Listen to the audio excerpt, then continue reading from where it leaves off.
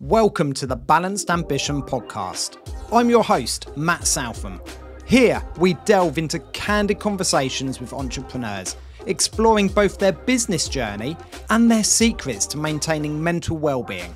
As we navigate the balance of ambition and inner peace, I hope you find insights, inspiration, and invaluable takeaways in every episode.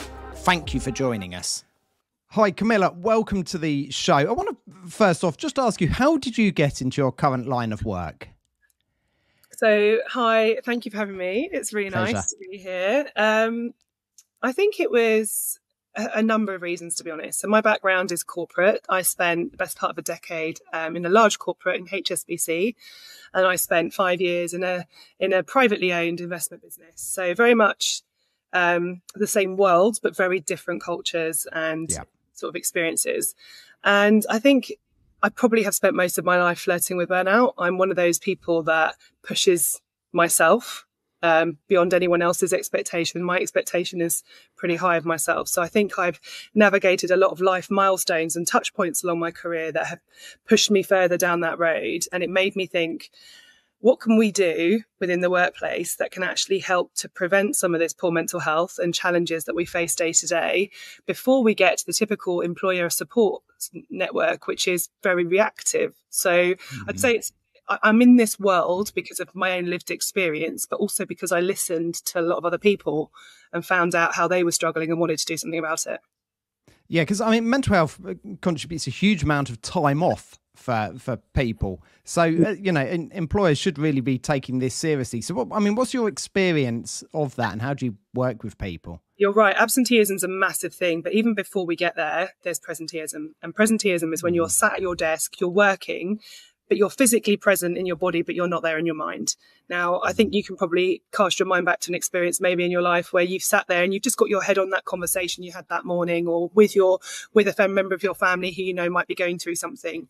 We are humans. We are emotional creatures. We can't just switch things on and off as much as we try to.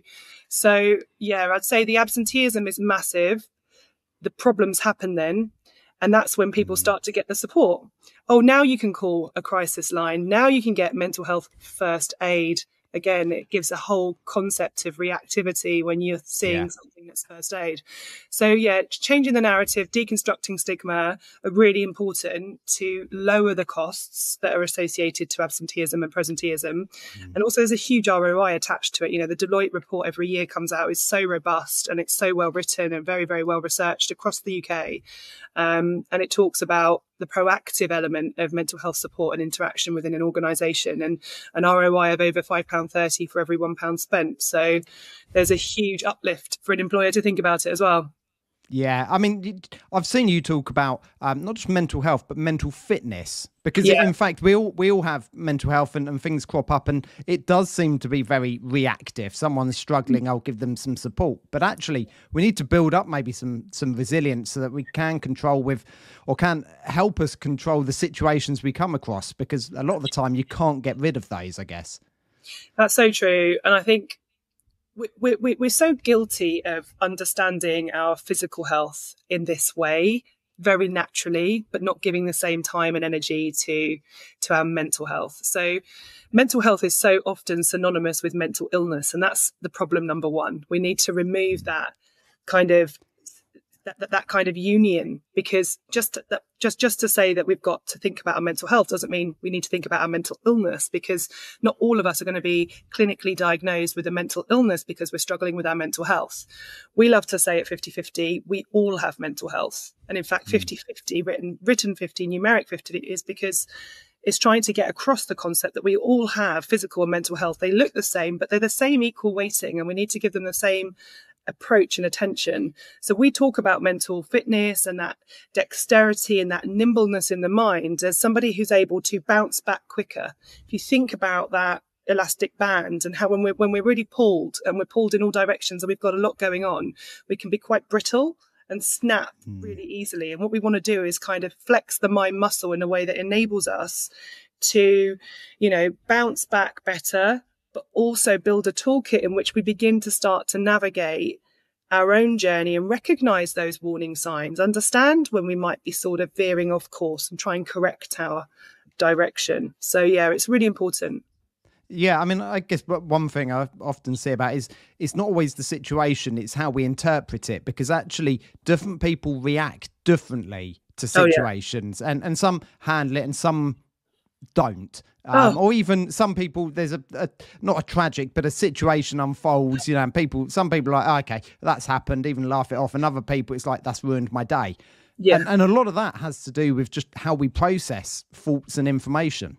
Yeah, 100%. Like, we're all so different, and we have to accept that within the workplace, we have to play to strengths as well, and recognize that not everybody will react in your team the same way. So uncertainty can breed a huge amount of anxiety. So if you're going through a load of growth within your organization, or you're changing at rapid pace, if you haven't got that two-way communication going really succinctly with your team, you can bet your dollar that they're going to be sat there thinking and worrying about stuff that's not being said. When companies are talking about reducing costs, or when companies are talking about the importance of keeping, you know, the spend down, people are still going to start to think, oh, is my job safe? You know, so if you're not having regular comms to help people, then these are the areas that can start to impact how we show up. We start to worry, we start to get stressed. Maybe we're not handling our workload very well. Maybe there are also other external triggers and micro issues that are going on all the time that we're trying to keep away from the workplace but are happening. And I think the ability, everyone's got a different size stress bucket, if you want to use the analogy of what we can put in, and everyone's bucket is different, and everyone's ability to turn that tap on will happen at different times, enabled to sort of release the pressure. It's kind of down to opening that channel of communication and getting to know individuals, and every manager on their team should be having conversations around, what should I be looking out for? What's your tell? What is it that you're going to start doing when you're struggling? Because we're in a world of remote working quite a lot of the time. How can you keep the finger on the pulse of that and that energy in the team going? It's really important. Yeah, I mean, one thing I've discovered about myself in the last few years is what I need to do to better manage my sort of mental health. You know, I'm aware now sometimes when I am getting stressed and things like that, actually going to the gym just clears me. In fact, if I haven't got time for that, a 10-minute walk up to the local shop and back can really help me. And I recognise that now, rather than just trying to plough on through work. And you talked about sort of the anxiety things and different people interpret things. One thing I've really found is that, you know, if I've got a meeting, you know, booked in, it's a bit of a grey what the meeting's about, and it's at 3:00. In fact, the rest between 9 and 3, I'm just thinking about that meeting and not concentrating on my work. So it's, you know, just understanding, okay, look, park that and things like that, because you say, yeah, you can be sat at your desk, but you're not necessarily actually productive. I hear you. And I think actually all of us are guilty of thinking of stress as really big things, but actually there are a combination of lots of micro moments of stress along the way that combine to yield to something quite significant in time if not addressed. I think you're right. You know, the ability to break a state and to get from one environment to another is so good for our brains. Like, I love the Pomodoro technique because it forces me to work in short, sharp bursts. There's a timer, there's a notepad for other things. I can kind of switch off notifications and I can focus. And I'm the sort of person that needs to get into the right headspace to be able to do focused work. Equally, when I want to be creative and I want to brainstorm, or maybe I want to write something for LinkedIn or do something differently, I need a change of space. I need to be in a different, and I take the opportunities because I have to make them, because otherwise I just sit here cramming in as much work as I can in the school hours as a single parent. I kind of need to maximize that time, but I've learned to live with myself and accept that actually 15-minute break there to walk up into that space and then maybe do this work in a park or maybe go for a coffee shop can be really, it can really switch the mindset, and actually you come up with so many ideas, and it's really good for the brain. Creativity, mentally fit people are far more creative. Yeah.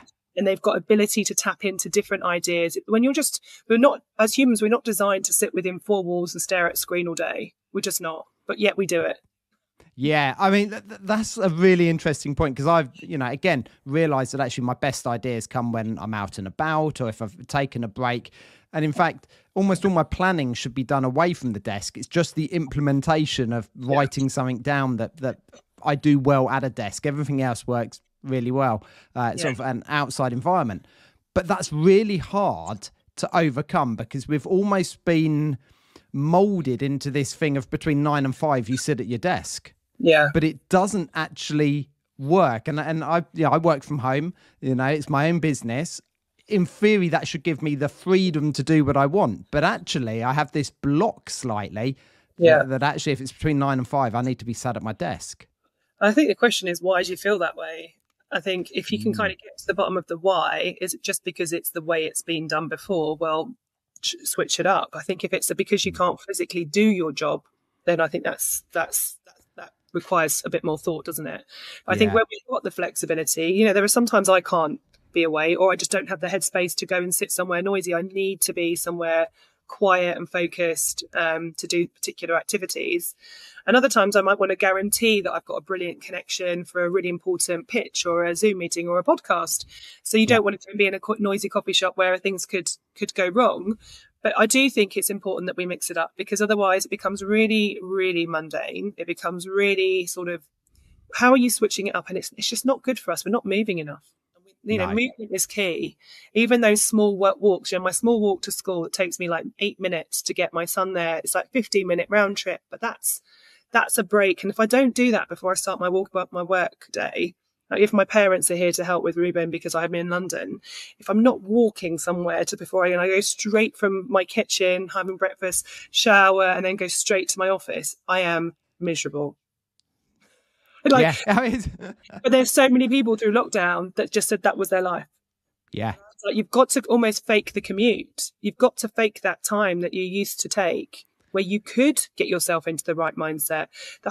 We're ritualistic as human beings. We like routine. We like to do things that are rituals. We like to get our coffee. We like to take that walk, maybe read that newspaper, do that crossword, read that book, whatever it is, or listen to that podcast, whatever we want to do, we stop doing it. We stop taking that space. Then we get all these incompletions in our mind that we over-focus on. So you said about that meeting at 3 p.m. That's an incompletion in your head. That takes and occupies mental space. That weighs heavy. We need to kind of complete the thought circles of the things that are heavily kind of weighing us down and let them go. And that's hard to do when you're just literally bouncing between four walls. Yeah, I mean, I love that idea of fake the commute, because as someone who used to have a town centre office or 20 minutes away, I used to commute, and then after lockdown actually kept it for a while, but wasn't really going there. But actually, I should still give myself 20 minutes at the start and the end of the day to have that, getting ready for work and that come down at the end, because that's another tough thing when you're working from home. Your workplace and you're socialising with your kids, it's literally on top of you. And I've got clients saying that they come down the stairs from the office and they're just literally being handed the child because they've just finished, but they've not had a chance to decompress or to process. So I think everybody should take the opportunity to sort of factor in 15 to 20 minutes after the working day and before the working day, just to be present, to focus, to kind of get the mind clear, to let go of anything that you can't do for the rest of the day, and actually pack away your work stuff and don't have it visibly and within your eyesight. Because if you're like me and you hop around on a laptop, if I see it there, when I'm with my son, I'm kind of thinking, oh yeah, I really do need to do that. If I actually put it away and leave it in my office, then I'm less pulled towards it, put it that way. I know it's there and I'll get there at 8 o'clock, but I'm not going to think about it at 6, at 5 o'clock and so forth. Yeah. I mean, do you think any of this can be blamed on that sort of hustle culture that we, maybe less so now, but certainly in previous years we've seen on social media, everyone talking about you should be working these hours and concentrate, and actually, or we see the successes, whether it's the hustle culture or the success that people put across, and we think, well, for us to get that, we've just got to work harder. But that's not always the case. No, it's not. Certainly, in my experience, there was a bit of a burnout bro culture of very male-dominated asset management, heavy sales cultures, of which I was a part. And definitely, like, the more you work, the better your perception internally, and you work all these hours. Therefore, you're on the right path. And it started really early for me, that visibility on that attitude. I remember starting my career at what is now known as Merrill. Well, it's not now, but it was Merrill Lynch at the time. And this was like a culture where it'd gone beyond the jackets on chairs. It was the toothbrushes on desks. It was like literally 24/7. People were expected to be visible. And I think you have to question yourself, who are you doing it for? Is it a culture? Is it a cultural thing within your organization? In which case it's pretty toxic and you might need to have a think about how that is. Is the trade-off okay for you? You know, for some people, the trade-off is financial, and they sort of buy into that and they accept that this is the way it's going to be for X number of years. But if it's not helping you physically and mentally, then I think you need to have a bit of a conversation, because there are no badges that are earned from burnout. There are just basically years taken away from your life. And that's not a badge that any of us really want when we're lying there on our deathbed later on in our lives. So I think we're not going to sit there and go, oh, I really regret not working more hours. I really regret not getting more burnout badges in my career. I got 5. Oh, I'm so gutted I didn't get 10. You know, I think it's a reality check. If you start noticing yourself falling down, and we all do it, falling into that kind of vicious cycle of overworking, under-exercising, not spending quality time, starting to snap, feeling brittle, life, you know, not making healthy choices on any level, then you need to start to think, okay, what one thing can I do to start bringing myself back? And we've got to see ourselves as like pilots. We're on that autopilot. We know where we're going. Generally, this is the direction, this is the job, this is the trajectory. Most of us have got some goals for the next sort of 2 to 5 years. We generally know where we're heading. The how we get there is open for negotiation, and not everyone will be on the same page there. If you come off course, you've got to kind of find your way back. And that's where coaching, and that's where having tangible goals that are flexible and regularly checked in with, and kind of understanding your own boundaries and where you are on that resilience curve, and how you react to a situation versus someone else.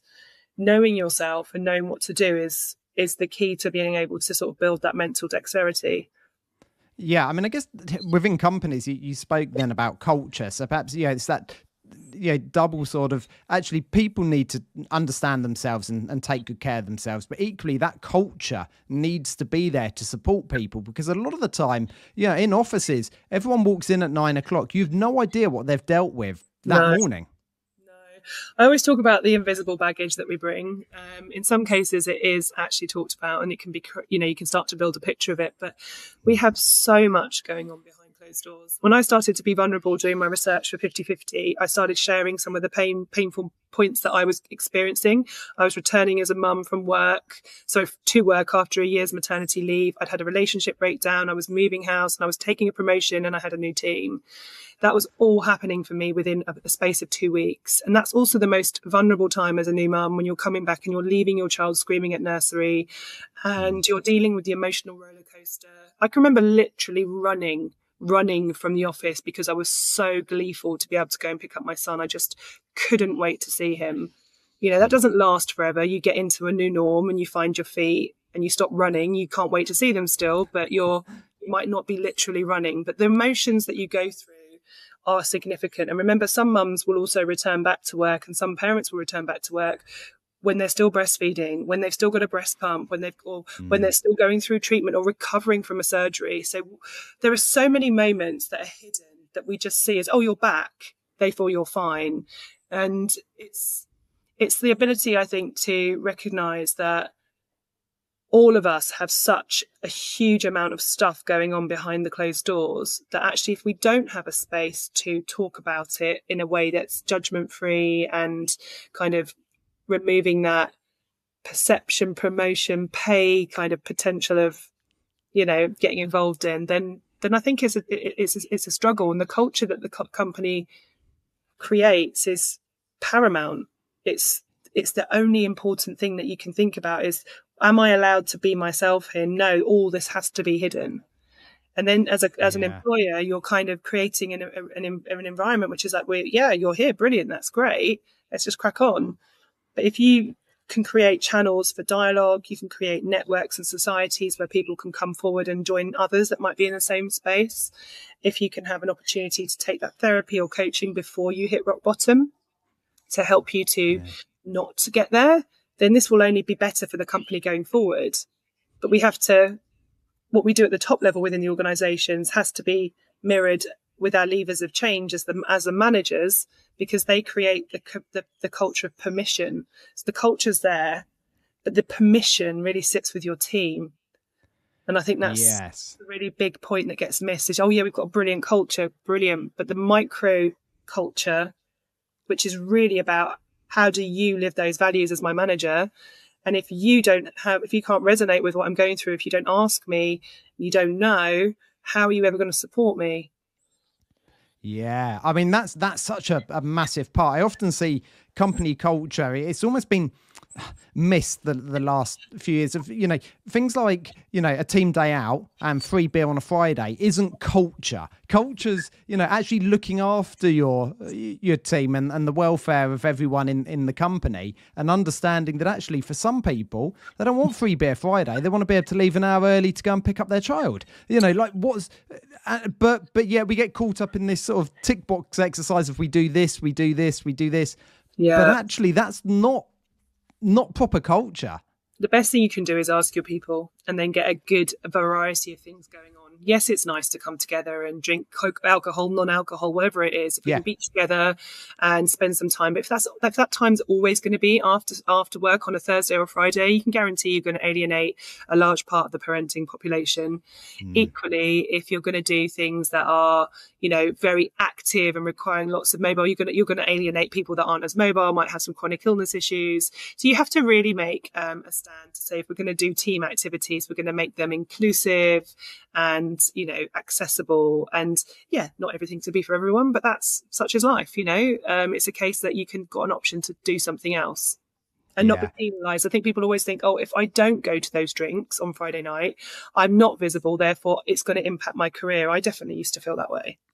Yeah, that's a really big one, because visibility sort of within the workplace is often how you do get seen. I've worked in organisations where I deliberately would take a bit of a walk around the office, and that when managers were, because if I saw them, they saw me, and it almost like the work you were doing at the desk almost didn't matter from the fact it didn't matter as much as actually being seen, because you don't want to be the person who silently achieved something. Actually, you wanted to be the visible person that had seen something.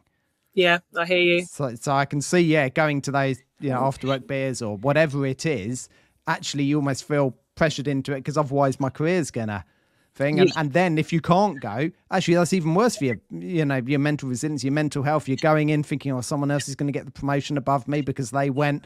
And then you start to resent your life because actually I can't do that because I've got to be home on a Thursday. And I can see how it suddenly builds up. Can't it? It can just, spiral, and it's not particularly helpful. So I think there's so many things that we can do to create that inclusivity and that positivity. And I think reaffirming people that, decisions aren't made off the back of a few drinks is an important communication channel to keep going.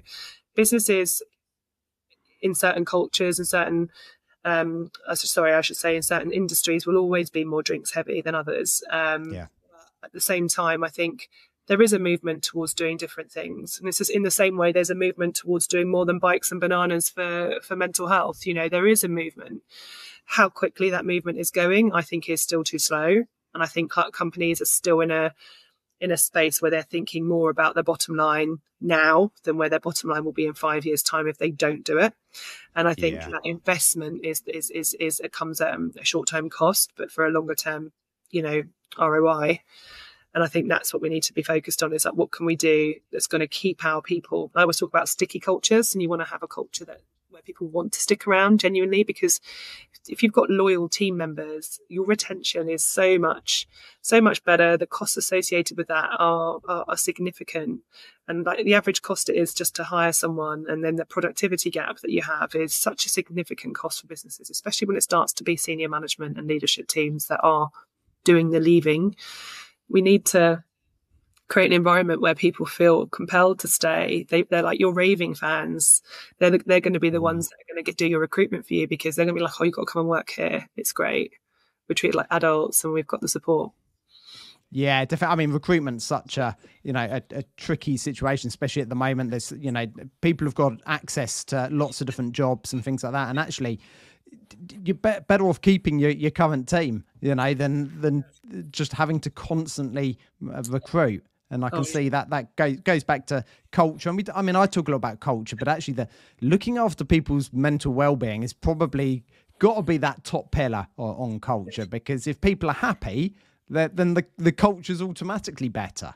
100%. It's that inclusivity and that connection with the employer that you need. And you can't really foster that without recognizing that people care. And that compassion, like if you've got a company that says, look, we care enough about you to recognize that your mental health is some of our responsibility too. You know, I get into the debate a lot with companies like, why should I pay for therapy for my team? You know, why should I pay for coaching, mental health coaching for my team? You know, it's their job. And they're sometimes being flippant in the way that that's the way that their management will see it. But actually, you know, this is not a case of just reacting to needs. This is a case of upholding your culture and creating an environment where people are able to work through problems as and when they arise, rather than having no ear to the ground, no visibility on them, and just kind of pushing them outside to go and sort themselves out on their own time and their own dime, which is fine, but it creates a very different cultural environment. The companies that are getting it right say, look, it's not just us, it's you. We need to meet halfway. And it's another reason why I named the business 50/50. It's about meeting halfway in a different guise. And yes, there's a duty of care for an employer. I do believe there's a duty of care for an employer to create a community, an opportunity to connect, and a culture where someone can thrive within that space and come up and bring their best self forward. Yet at the same time, the responsibility to own our own mental health sits with us as individuals. Just like that we have to own our physical health. We don't sit and ask our employer, what should we eat? Yet the employer will provide probably healthy snacks, fresh fruit, access to fresh water, herbal teas, as well as caffeinated drinks. And in some cases, beyond that. So there's some form of duty of care there. There's also provision of, you know, bike to work schemes, and other health gym memberships. So there's a duty of care to give you options, and that needs to be transferred across into the mental health space. There is a duty of care, but the onus should sit with the individual. And it's a bit like saying that we're going to give you opportunity to go and invest in your mind, do some mental fitness coaching day to day, book in as and when you need it. It's a free service that we're putting on for you. But then we get something back from that, knowing that you're going to walk away, feel supported, you feel completely held, you know that it's confidential, we're not listening in, we don't want to know, it's you and you only, and it's not an in-house service. And that's sometimes the challenge with a lot of these. And then you start to build like a sticky culture where people are then going and doing, like I said, doing the job for you in that recruitment piece and sticking around and saving you some money.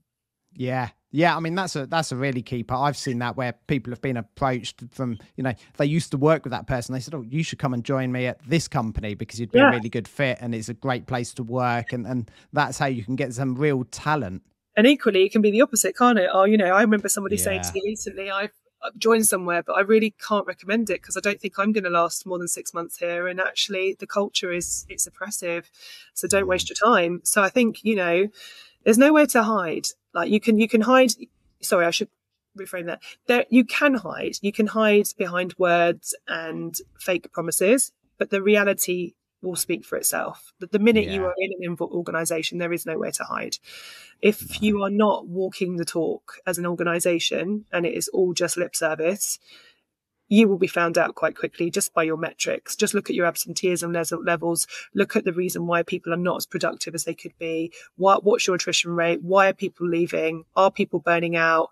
Are you seeing signs of distress, lack of morale, low engagement, poor levels of creativity, lack of collaboration, teamwork? They're all really good indicators as to where things are probably falling away. Yeah, great insights there. I want to ask about people who work for themselves, you know, so they maybe haven't got the backup of an organ. What can they do? You know, they're often maybe working from home on their own, or maybe they're out in a van going to, you know, different jobs. What can they do to help improve their own mental health? I think to see it as an activity that needs to be scheduled into the day, to recognise that it's a bit like you need to make time to go to the gym. You need to make time to do something for you. Now, it'll be different for everyone. So for me, like I love a walk. I love to see nature. I feel much better. I like to listen to my music and walk around. Sometimes I like to be in silence. There are lots of activities. People can meditate. People can just read. People can take the opportunity to journal or to write a gratitude list. There are lots of things to get us a little bit more mindful in the present moment rather than panicking and stressing about everything else. So I think anything that brings us to the present is really good. And for me, you know, I took up golf during lockdown just because it was available, but now it really presents. It's the most infuriating thing ever. But just to if I have to be 100% present. The minute I'm even a fraction out, I'm not hitting that ball as well.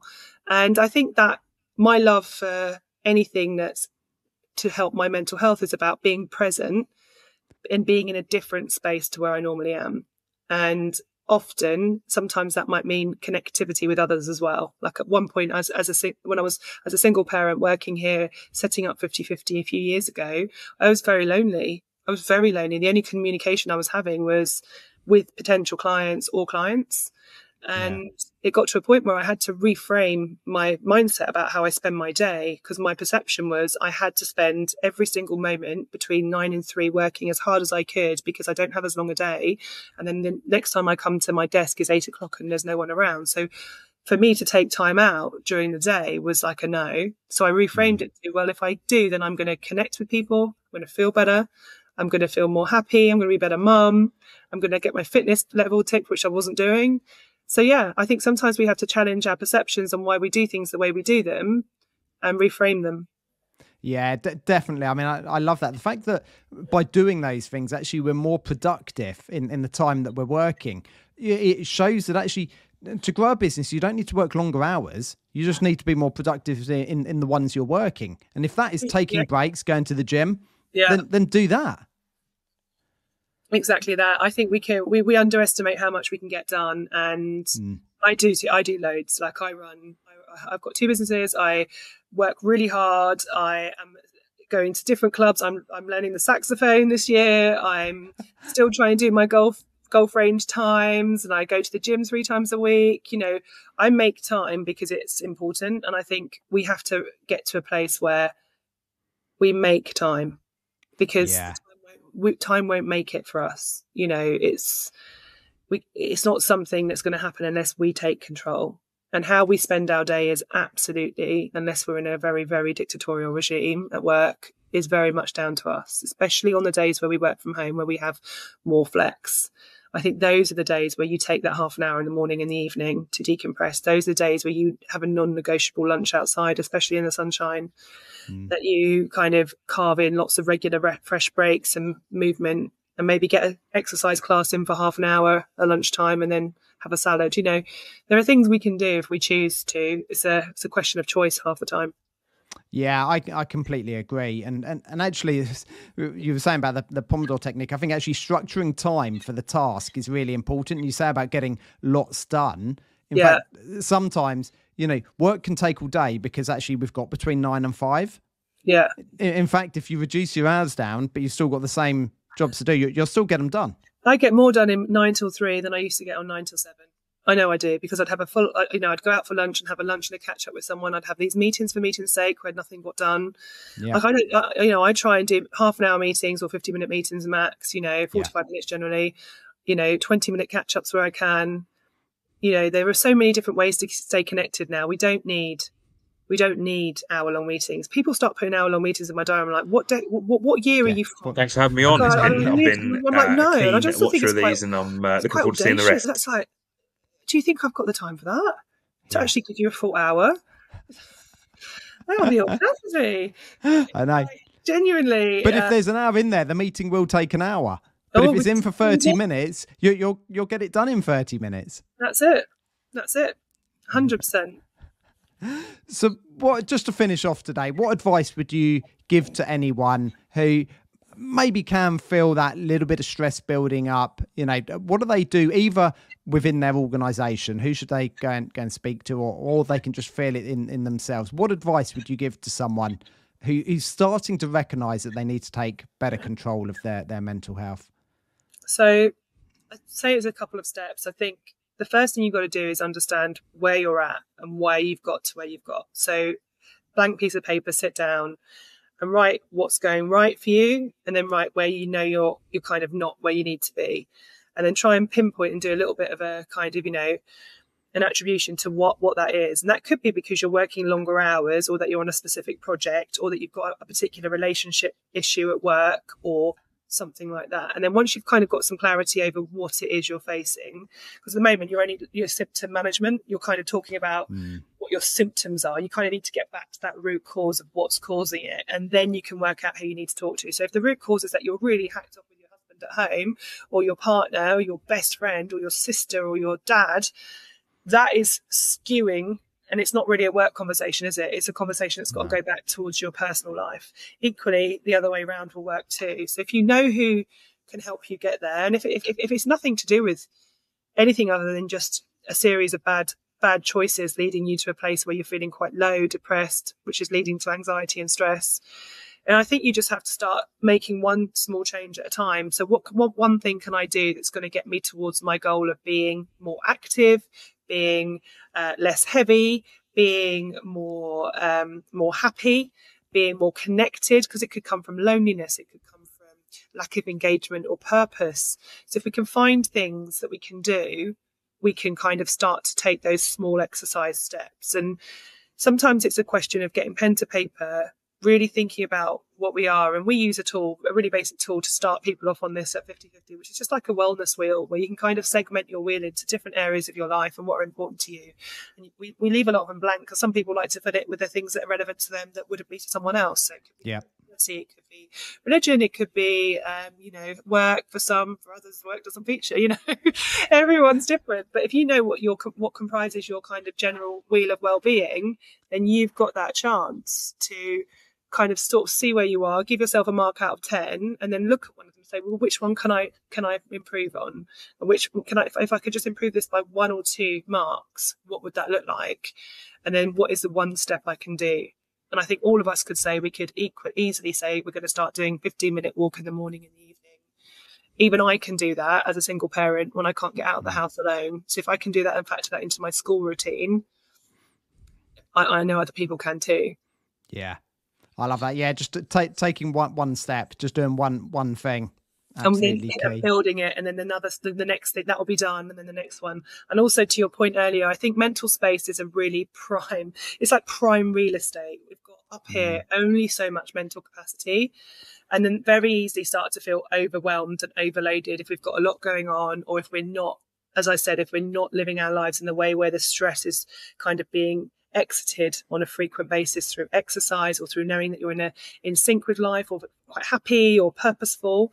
If that's not happening, you're just going to keep building to a place of explosion, to be honest. And we need to create mental space. So that comes from coaching, that comes from therapy, that comes from kind of being present and mindful, but also thinking about all those things that are going around on a loop on your head, and how can you complete the cycles? People that have moved into their house 6 months ago but have still got 12 boxes unpacked, that are thinking about those boxes and know they've got to do it, and every weekend they say they're going to do it but they don't, or that one room that needs sorting, or that one thing. If we can just say we're going to do that by this date, and that's a promise to myself, and then you write it down like a mini goal, then you can start to kind of get rid of the incompletions and free up that mental space, because we need it. We've got busy life. So often we look at some of those big jobs, and the big job is overwhelming. So like you say, there's 12 boxes need unpacking. You think, I'm going to do it this weekend. No, just do one. Just do one this weekend, yeah. Exactly. Yeah, fine. At least you've moved forward. You've actually so many of us are all or nothing, aren't we? We're like, I've got to do it all. I know. But actually, just I try and review my day of I've moved forward in whatever it was, and that's fine. And nice thing to do, isn't it? What one thing can I take away from today? And what I try and do this especially when I've got a team around me. I'm like, what can we leave behind? What don't we want to take to next week? We've got to you've got to kind of get rid of things. You've got to get rid of them from your mind, and also don't carry them with you to the next week. Yes, this didn't go well. Yes, you lost that pitch, or yes, you had a terrible situation there where you lost your confidence and you didn't present well, or whatever it might be with your team. Okay. That happened. Let's accept it and let's move forward, because otherwise it's just gonna kind of burden you and cause more stress. Yeah, I love that. What can we leave? But it's happened. Okay, right. How do we move forward? What can we learn from it? Maybe, but otherwise, exactly. I love the idea of mental space as well in your space in your head. I'm very aware when I've got a really busy morning, especially if I'm out early, I get myself really organised the day before. So, I remove any decisions I have to make about what I'm wearing, what I'm eating for breakfast. All of that is planned out. In fact, the clothes are literally hung up, ready to be worn. Because a friend that puts the tea bags in the cup and even has the kettle filled. I'm like, that is preparation. Yeah, it's brilliant, because you're taking away any sort of mental capacity you need to make decisions. Which shirt am I going to wear? No, actually, by the time then I get to what I'm meant to be doing, I've already made 20 decisions. How can I sit in a meeting and make decisions? So yeah, try and reduce that down. Decision fatigue's real. I get to if I go out on a Friday night and I've got to choose my dinner, I sit at the menu and I stare at the menu and I'm like, right now, I would quite like to be Pretty Women where they just choose for me. Yeah. I am all open to just not having to choose my meal right now, because all I've done all day, every day is make and execute decisions. So yeah, I do think removing all that need when we're under pressure and we've got a lot on mentally, it can really help. Yeah. Camilla, thank you so much for your insights today. It's really connected with me, and I'm sure everyone listening it has as well. Wish you all the very best with your business, and thank you for the great work that you're doing, because I think actually the culture of companies needs to change. The culture of taking mental well-being and mental health seriously is essential. So yeah, thank you on behalf of everyone that you're helping at the moment. Pleasure. It's my mission to get companies to start thinking proactively and preventatively and kind of move forward and grow with the right foundations in place. Yeah, brilliant. Enjoy the rest of your day. Thank you. And you. Thank you for tuning in to this episode of the Balanced Ambition podcast. I genuinely hope the stories inspire you as much as they inspire me. If you found value in today's conversation, please share it with a friend. And remember, by subscribing, you won't miss an episode, and it would truly mean the world to me. Stay balanced, and I'll see you next time.